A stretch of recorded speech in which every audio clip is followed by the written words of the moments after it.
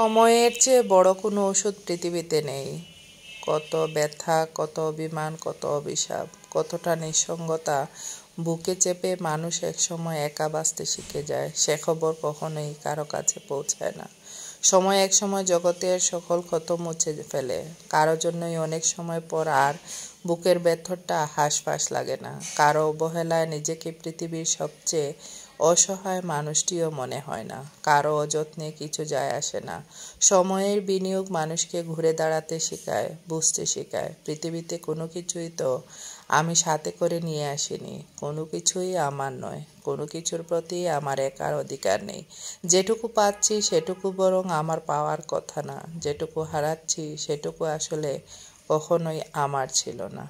আসলে সময় যতটা গনিয়ে আসতেছে, মনটাও কেমন জানি ভারী হয়ে আসতেছে। আল্লাহ যেন সবার মঙ্গল করেন। ভালো থাকুন।